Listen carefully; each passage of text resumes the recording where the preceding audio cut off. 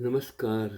चंद्रकांत भी भट्ट अमेरिका से आप सभी को मेरा प्रणाम वंदन। कभी कभी सोचता हूँ कि सेवा क्या होती है। आप घर में बैठकर भी सेवा कर सकते हैं। ये कुदरत का बनाया पर्वत, नदी, वनस्पति, पशु पक्षी, ये सब भगवान है।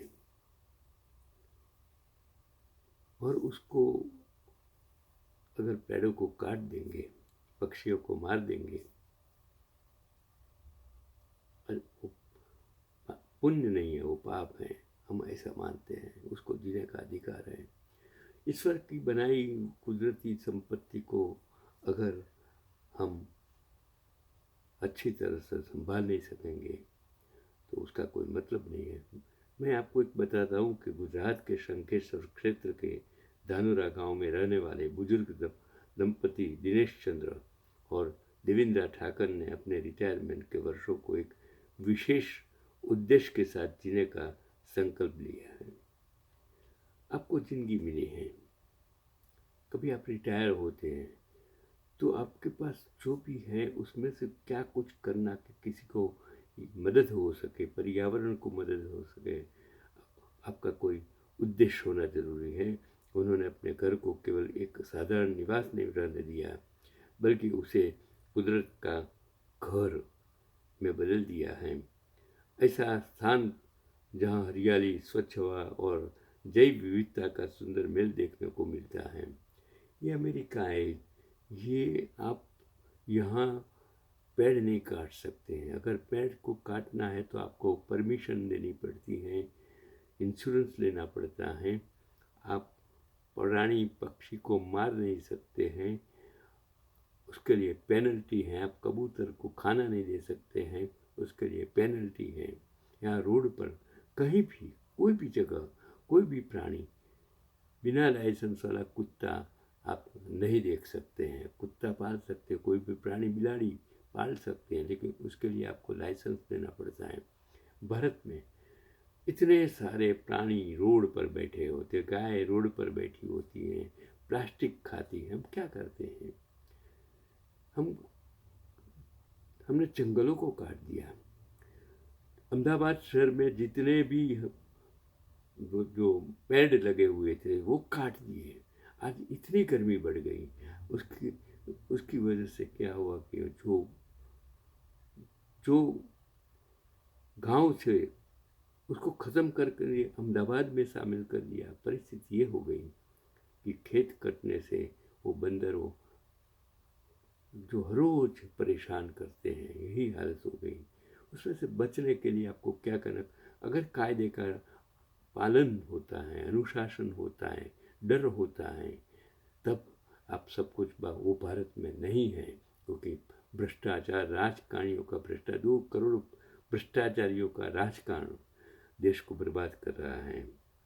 तो जहां आमतौर पर रिटायरमेंट के बाद लोग विश्राम और आराम की ओर झुकते हैं, वहीं इस प्रेरणादायक दंपति ने पर्यावरण संरक्षण को अपने जीवन का मुख्य उद्देश्य बना लिया। उन्होंने अपने घर के चारों ओर सैकड़ों पेड़ पौधे लगाए हैं।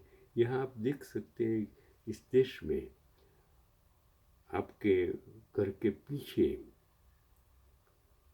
आपको स्पेस रखना पड़ता है। लोग उसमें पेड़ पौधे रोपते हैं, आपको घास काटना पड़ता है। ऐसे कायदा कानून नियम है यहाँ। तो जिस उसने सैकड़ों पेड़ पौधे लगाए हैं, जिसके चलते अब उसका निवास स्थान एक छोटे से जंगल जैसा प्रतीत होता है। आम, नीम, पीपल, बरगद और कई प्रकार के औषधीय पौधों से घिरा यह स्थान आज अनेक पक्षियों, तितलियों और छोटे जीव जंतुओं का स्वाभाविक ठिकाना बन गया है।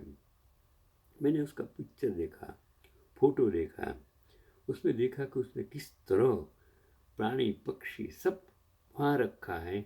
आते हैं छोटे छोटे जीव जंतु, आते हैं पक्षी, आते हैं माँ। तो सिर्फ हरियाली नहीं, बल्कि दिनेश चंद्र और देवेंद्र ठाकर ने अपने जीवन को पूरी तरह से पर्यावरण के अनुकूल बना दिया है। वे सौर ऊर्जा का उपयोग करते हैं, वर्षा जल संचयन करते हैं और जैविक खेती के जरिए बिना रसायन की सब्जियां उगाते हैं। साथ ही में वे प्लास्टिक का प्रयोग बहुत कम करते हैं और पास के लोगों को भी पर्यावरण के प्रति जागरूक करने में जुटे रहते हैं। उनका यह समर्पित प्रयास यह दिखाता है कि यदि इच्छा और संकल्प हो तो कोई भी व्यक्ति प्रकृति के साथ सामंजस्य बनाकर न केवल अपने जीवन को अर्थपूर्ण बना सकता है बल्कि समाज और पर्यावरण को भी लाभ पहुंचा सकता है। उनका कुदरत का घर आज पर्यावरण प्रेमियों और नई पीढ़ी के लिए प्रेरणा का स्रोत बन चुका है और उनका मानना है कि पर्यावरण की रक्षा केवल सरकारों या संगठनों की जिम्मेदारी नहीं है बल्कि हर नागरिक का नैतिक दायित्व है।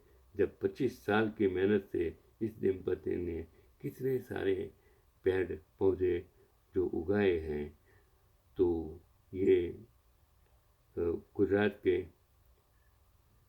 शंखेश्वर के धानेरा गांव में रहने वाले बुजुर्ग की मैंने बात की, जो इन्होंने विशेष उद्देश्य से जो इतने सारे पेड़ पौधे उगाए हैं, मैं उसको सलाम करता हूँ। आप भी उसको अनुसरण करेंगे तो आपका फायदा होगा, बचत होगी, पर्यावरण बचेगा, कुदरत में जो जंगल हैं वो बचेंगे।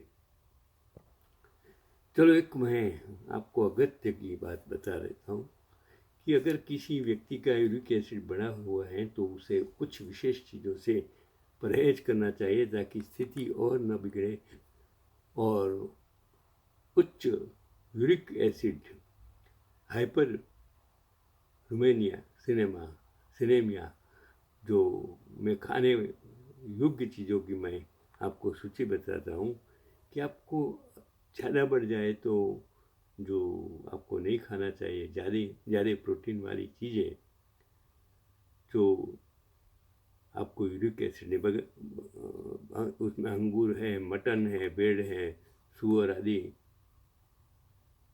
जो अंदरूनी अंग क्योंकि ज़्यादातर लोग जो मीठ खाते हैं तो उसके लिए जो शरीर के अंग हैं, कलेजा है, गुर्दा है, सीफूड है, झींगा है, सार्डिन है, मछली जैसे अनोखी ट्यूना, मुर्गा, चिकन सीमित मात्रा में आपको लेना चाहिए। अगर आप जो मांसाहारी हैं, अगर आप शाकाहारी हैं तो दालें और बीज जिसमें प्यूरिन ज़्यादा होता है, मटर, राजमा, मसूर, चना भिगोकर पानी फेंक कर लेना थोड़ा ठीक रहता है।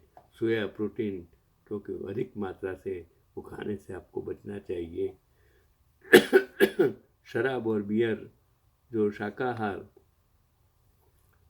जो खासकर बियर यह प्यूरिन और यूरिक एसिड दोनों को बढ़ाती हैं और उसके लिए आपको वाइन सीमित अवस्था में लेना चाहिए। जो मीठी चीज़ें और फ्रुक्टोज युक्त चीज़ें, cold drinks, soft package foods, मिठाई और चीनी आपको ज़्यादा नहीं लेनी चाहिए।